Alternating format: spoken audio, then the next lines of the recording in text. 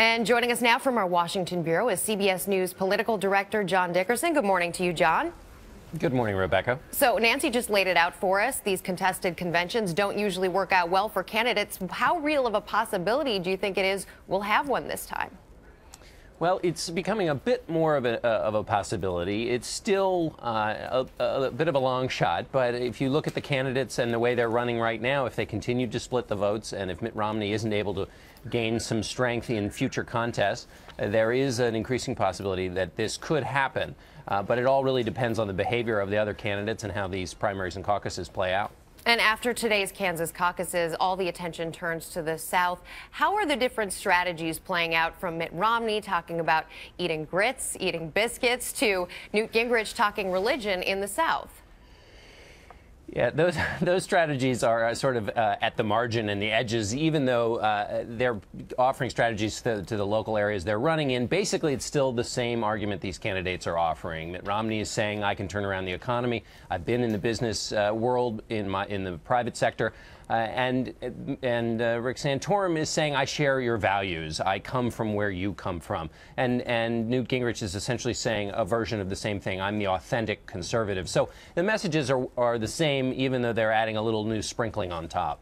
And we're hearing, I heard last night that Newt Gingrich is pulling ahead in the Mississippi polls. How real is the possibility that out of these things on Tuesday, we're going to see a two-candidate race or a smaller number of candidates in the playing field and someone dropping out?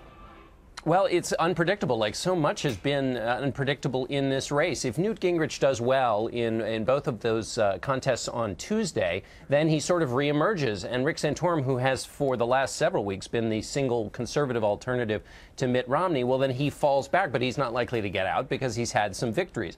So, in fact, in a way, that's what Romney would like. He would like his opposition to keep splitting the vote, to keep it muddled, so that he can continue going ahead and gaining these delegates. He gains delegates in this proportional system, even if he loses a primary. So he'd like that to continue. What Rick Santorum would like, of course, is for Newt Gingrich to have a disastrous Tuesday and finally allow Santorum to be that single Romney alternative. How likely is that going to be for Gingrich to have a disastrous Tuesday?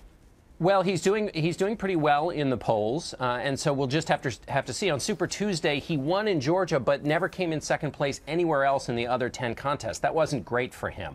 So he needs to do better than that. He needs to at least win one of these two states, and even then, he's still well back in the delegate hunt, and he needs to show that he can actually grow his vote in the Republican Party. So far, only winning in Georgia and South Carolina. Hard to make that case. How well is Mitt Romney doing in defining himself as a political outsider? He said on Friday, I'm not really a politician, and then he said, well, I guess I kind of am. Yeah, it's hard to argue that he's not a politician. But it's interesting when you look at the exit polls, when people are asked which attribute do you prize the most, you ask them being in the business world or being in Washington.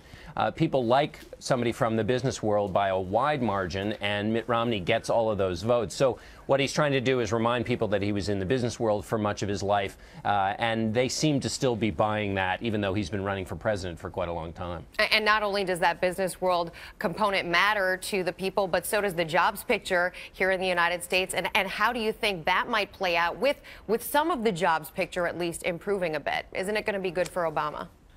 It'll be good for President Obama. There's still a lot of work the president has to do to improve things and improve his approval rating. But yes, when Mitt Romney says that things are bad, he now has to say, well, he has to sort of jump over the recent good news and explain that things would be so much better if he were president. That's just a harder argument to make. It's not a disaster for the Republicans, but it just makes it a little bit harder for them.